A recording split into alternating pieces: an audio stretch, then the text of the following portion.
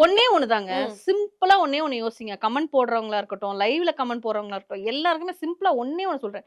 டே 1ல இருந்து இன்னி வரைக்கும் ஒரு பொண்ண அவ்ளோ திட்டுறீங்கன்னா, அந்த பொண்ணு அவ்ளோ விளையாடி இருக்கு. இல்ல விக்ரம நம்ம எத்தன நாள் கழிச்சு பார்த்தோம். அரோராவ இன்னைக்கு பாராட்டுறீங்கல்ல, எத்தன நாள் கழிச்சு அந்த அரோரா வந்தாங்க.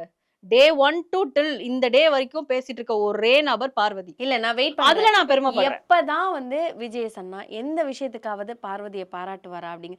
ஏன்னா அவங்க கேமா நகர்த்திட்டு போறாங்க. கமருதீன் விஷயத்துல தப்பு. நான் அதை வந்துட்டு ஃபுல்லாவே நம்ம ஒத்துக்கிறோம், தப்பு தானே.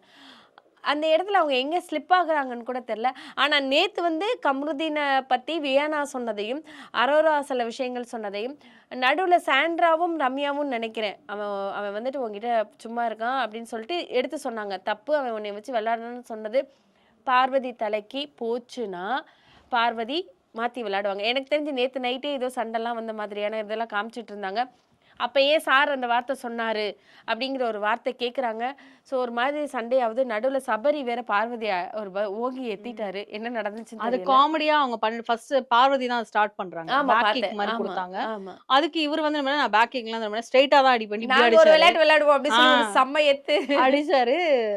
சோ அது ஜாலிக்காக பண்றாங்க. பண்ணது. ஆனா என்னைக்காவது இதை எடுத்துட்டு வந்து பார்வதி சொல்லுவாங்க. கண்டிப்பா ஏதாவது வேற இல்ல, இல்ல, ஒரு கீழே என்ன நீ விழுந்தவனே இப்படிதானே சொல்லிட்டேன். அடிச்சே அப்படின்னு கீழே விழுந்தவனே சொல்லிட்டாங்க, இவன் எப்ப பார்த்தாலும் என்னை அடிச்சுட்டே இருக்கா அப்படின்னு என்ன சொல்லிட்டாங்க மட்டும் தான் அடிச்சிட்டு இருக்கான் அப்படின்ற அப்படிங்கறத மாதிரி. சொல்லிட்டாங்க. எல்லாரும் வந்து நின்னு அந்த இடத்துல கனி உட்கார்ந்துருக்காங்க, விக்ரம் உட்கார்ந்துருக்கிறாரு. ஸோ இந்த மாதிரியான விஷயங்கள் போயிட்டு இருக்கு. பார்வதியும் கமருதீனும் இதுக்கப்புறம் பேச வேண்டாம் அப்படின்னு ஒரு முடிவு எடுத்திருக்காங்க. பேசுறாங்களா இல்ல?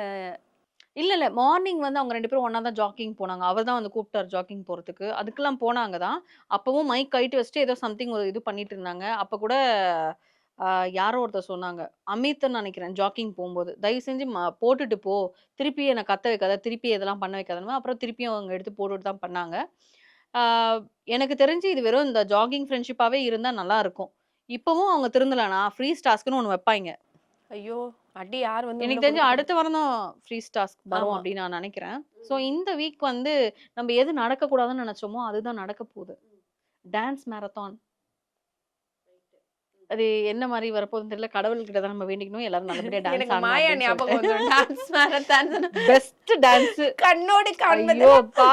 அந்த சீசன் நான் உண்மையாவேங்க அதுவரைக்கும் நான் மாயா வேற மாரி பார்த்தேன். மஞ்சுளா அந்த டீச்சர் ஒரு டான்ஸ்ல வந்து மஞ்சுளா டீச்சரா இருக்கட்டும், அந்த ஆமா. ஐஸ்வர்யா ராயோட அந்த டான்ஸா டான்ஸ் இருக்கட்டும், 2த்துலயுமே வந்து அவங்க பெர்ஃபார்மன்ஸ் நான் 100க்கு 100 தான் சொல்வேன். அவ்ளோ சூப்பரா என்டர்டெயின்மென்ட் பண்ணாங்க.